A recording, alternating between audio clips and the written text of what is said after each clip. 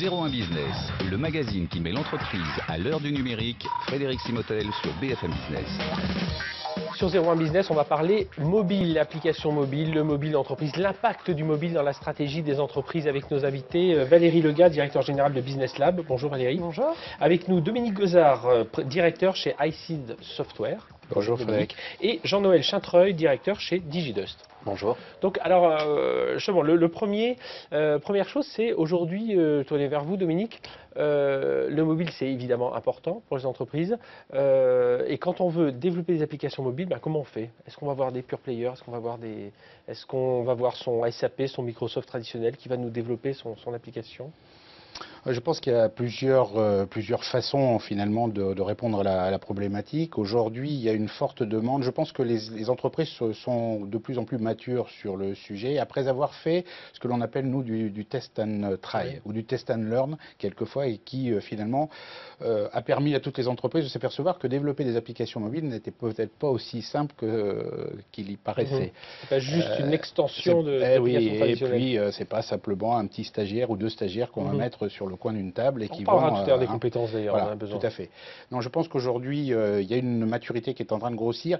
C'est assez curieux, c'est qu'en France, finalement, parce qu'on travaille aussi avec des clients à l'étranger, on s'aperçoit qu'en France, on est quand même un petit peu à la traîne par rapport à ces applications mobiles. On voit que les investissements tardent. Notamment sur tout ce qui est publicité sur mobile. Oui, pas seulement, aussi sur les applications B2B qui permettraient d'améliorer la productivité des collaborateurs. On sent qu'il y a encore quelques réticences au travers des entreprises. Alors après, quant à votre question, est-ce qu'il faut choisir des pure players ou des grands spécialistes? Je pense que les métiers sont en train de se segmenter assez simplement. Les pure players amènent finalement du time to market, arrivent à réduire le time to market. C'est ça finalement peut-être le plus important. Et les autres sont plus dans le prolongement? Et les autres sont plus dans le prolongement et dans l'infrastructure nécessaire, et ça je pense qu'on en reparlera aussi tout à l'heure, dans les entreprises pour permettre de gérer de la donnée aussi, de transmettre de la donnée entre le mobile, le système d'information d'entreprise, etc. Jean-Noël Chintreuil, c'est ça, ça change pas mal dans l'entreprise. Je suis complètement d'accord avec Dominique sur ce point-là. Enfin, c'est un débat, je peux aussi ne pas être d'accord. Non, mais je vais être d'accord sur le premier point, et ensuite je vais moins être d'accord, on va dire. Sur le premier point, je suis tout à fait d'accord que les entreprises sont en train de changer, et du coup intègrent de plus en plus cette stratégie mobile dans leur stratégie globale. Et là où je suis moins d'accord sur qui mérite ou qui peut être le mieux positionné pour développer la partie mobile, je vais plutôt revenir à la base en disant que selon la stratégie ou selon la volonté de l'entreprise, où elle veut aller, à quelle audience, quel message, c'est de choisir ses outils ensuite, mais dans un second temps.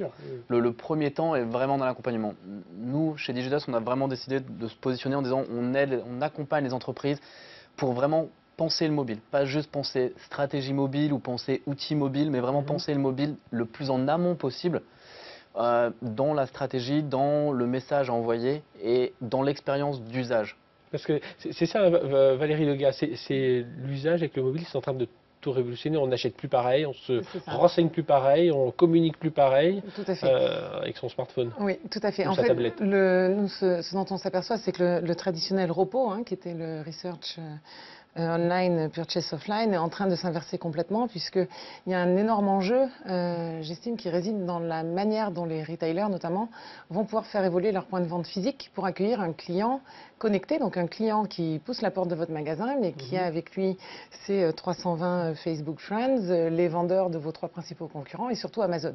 Donc on travaille beaucoup autour de ce qu'on appelle le ACDT, donc trouver le Amazon Can't Do This, donc trouver comment on va réussir à créer une expérience client multicanal assez riche quand on est dans le magasin. Quand on est dans le magasin, c'est souvent ça. On essaie d'opposer, j'imagine, dans l'esprit un peu général, alors pas forcément dans vos business où vous connaissez parfaitement ça, mais souvent on se dit que les magasins vont être désertés, alors que là c'est vraiment ça. Le travail est fait aujourd'hui pour le client dans le magasin, comment on le renseigne mieux. Nous, on réfléchit autour de l'expérience client. Donc l'expérience client qu'on doit construire, c'est celle qui va permettre, selon le point de contact, de délivrer le bon message au bon moment. Donc qu'il soit derrière son desktop devant sa télé avec un second écran dans la main ou sur le lieu de vente physique, comment on fait en sorte de finaliser le processus transactionnel qui a été entamé.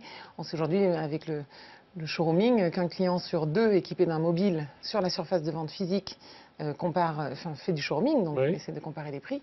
Suite à ça, il y en a 1 sur 3 qui part, et qu'il y en a 57% de ceux qui partent chez Amazon. Qu'est-ce qu'on D'accord, fait donc il faut Qu'est-ce qu'on fait Jonathan Chantrac, Non, comment j'allais on fait dire c'est de la prolongation d'expérience et on le voit bien avec la télé aujourd'hui et à rapprocher du retail. À la télé, avant les gens pensaient soit on est avec devant son écran télé, soit on est avec sa tablette ou son smartphone, ce qui est faux. Aujourd'hui, on est à plus de 60%, enfin les 2 tiers de la Oui, oui, on population a les deux. ont les deux et on Ou les trois. privilégie les deux ou les trois, etc. Au-delà de 3, ça commence à être compliqué Oui. ensuite. Mais ensuite, On a parlé des Google Glass tout à l'heure. hein. voilà. Et à prolonger le côté de l'expérience pour justement enrichir, il y a un vrai croisement des deux qui enrichit les deux expériences en fait. Et alors, Dominique Gozard, comment on réussit à... Enfin, c'est quoi les conseils? Parce que comment réussir, il y a de multiples voies, mais les quelques conseils voilà, pour essayer de bien emboîter Alors en fait, tous ces écrans. en fait, nous, les on a applications. défini ce que l'on appelle les 10 commandements de la mobilité. On fait du conseil auprès des entreprises pour les aider à sortir le bon grain de livret. Donc il y a pas mal de choses. Moi, je dirais qu'il y a certainement un premier élément important à prendre en compte qui est le fait de faire simple, beau et efficace. Souvent, on oublie Oui, de c'est pareil faire simple, c'est pareil tout beau bête de et dire ça, mais efficace. c'est vrai, oui, c'est important. Et d'insister c'est là-dessus. un élément important pour l'usage, pour l'expérience utilisateur. Ça ne sert à rien de vouloir descendre toutes les fonctionnalités sur un smartphone. C'est plus du tout ça la façon dont fonctionne aujourd'hui un consommateur. Deuxième élément, c'est de rendre ces applications convergentes, parce que finalement, l'enjeu qu'on a tous autour de la table, c'est que ces applications, ces informations qu'on va recueillir, soit par le profiling du client, soit par les informations que lui-même va rentrer à l'intérieur de son smartphone, soit les informations que va lui redescendre le shopper, l'entreprise, etc. Ça permet de vendre. On va rentrer dans des logiques où, bien évidemment, il va y avoir un rapprochement entre le mobile, le big data et le social. Et ça, c'est l'enjeu, finalement, de tout ce que l'on fait aujourd'hui avec nos clients. Je pense que vous ne me démentirez pas. Mais c'est vraiment autour de ça que va se créer la valeur pour les entreprises avec lesquelles nous, en tout cas, on travaille. Et ça nécessite effectivement un certain nombre d'outillages, surtout pour les très grosses entreprises. Parce qu'effectivement, pour une petite On va reparler entreprise... des plateformes dans l'instant. voilà. Valérie Legage, justement, oui, sur ce côté... Oui, alors je dirais qu'il y a la partie effectivement outillage et puis il y a la partie organisationnelle. Moi, je suis extrêmement agacée de voir que... Je pense que le gros frein, il est là. C'est ça, non mais c'est vrai. La culture, alors culture organisationnelle. Tout à fait. Et alors déjà Internet a commencé à bouleverser un petit peu les silos traditionnels des grandes entreprises. Là, on rajoute une couche. On parle aux États-Unis, on voit émerger des fonctions, par exemple, qui s'appellent Customer Experience Design, directement rattachées à la direction générale. Donc des personnes qui ont en charge d'écrire l'expérience client et comment va vivre, sur quels piliers vont se fonder la relation commerciale ou la relation client avec l'avènement de l'ensemble de ces technologies. Et j'ai l'impression que les entreprises françaises ne sont pas tout à fait prêtes. Pourquoi est-ce que des initiatives comme House aux États-Unis sont nées d'une start-up versus d'une GSB française? Pourquoi Tripit n'a pas été lancé par une compagnie aérienne? Oui, Dominique Armaud, puis Jean-Marie. Oui, je suis complètement d'accord avec vous. Il y a un point qui me paraît essentiel, c'est que je le disais tout à l'heure que les entreprises ont fait du test and try. On essaie, bon, mais sans forcément tirer les leçons. Ou alors quand on les tire, on a perdu 10 mois ou 12 mois de time to market ou d'expérience.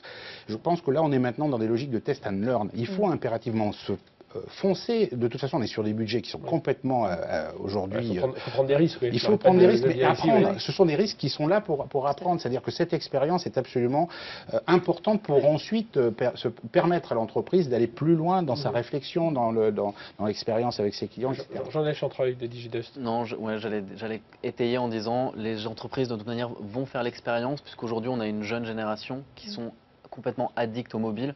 Et aujourd'hui, il faut repenser. Enfin, ce phénomène de disruption ou de rupture va arriver dans les entreprises via tout ce qui est bring your own device, bring your own app, où aujourd'hui, les plus jeunes... Il n'y a plus de frontières entre le monde pro il y a et le de monde plus privé. en plus de frontières et les gens veulent travailler. Je veux apprendre toute la partie sur le M-learning. Donc là, pour les employés, on va dire, je veux apprendre ou je veux voir une vidéo qui va me permettre d'apprendre et d'évoluer dans mon poste. Je veux la regarder dans les transports ou chez moi. C'est possible et il faut que l'entreprise...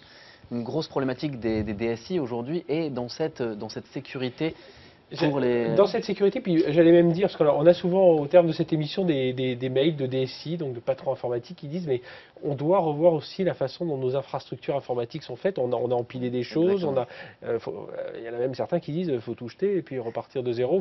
On dit centrer sur le client, c'est un peu ça dont on parlait des plateformes cloud. Oui, alors bon, tout jeter, je n'irai pas jusque-là. Je pense qu'il faut être agile en fait. L'agilité, aujourd'hui, on la vit dans les développements, mais je pense qu'il faut la vivre aussi dans la réflexion sur ces nouvelles applications, la gouvernance informatique, parce que je pense que ça va être vraiment important.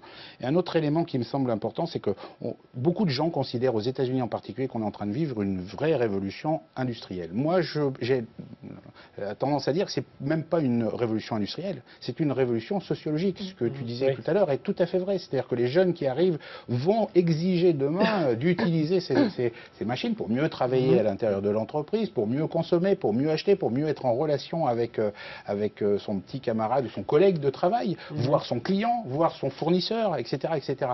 Et c'est cette révolution sociologique qu'il faut arriver à comprendre et pour se dire et que l'entreprise se dise voilà, de toute façon c'est irréversible. Tout ça, Valérie Lega, il faut réussir à canaliser quand même, parce que là, tout ce qu'on dit c'est merveilleux, mais voilà, réussir à savoir vers quelle voie on va, enfin voilà, quelles sont les petites ficelles qu'on pourrait donner dans je pense que c'est les mêmes que celles qu'on pouvait imaginer en 2000, quand on s'est dit tiens, maintenant il y a quelque chose qui s'appelle Internet. Oui. Alors c'est un site vitrine, c'est un site de vente, ah oui, mais si je vends en direct, que va dire mon réseau de distribution? On en est là. On en est là à se dire, effectivement, site web mobile ou appli, iPad, je ne sais pas, iPhone peut-être, iOS, qu'est-ce qu'on en fait? On a passé ce cap de dire Android, iPhone, tout ça, on se dit, bon, de toute façon, c'est des choses qui pourraient être... Pour moi, c'est comme si on se disait, on fait un site, est-ce qu'il doit être compatible IE, Mozilla, Google Chrome?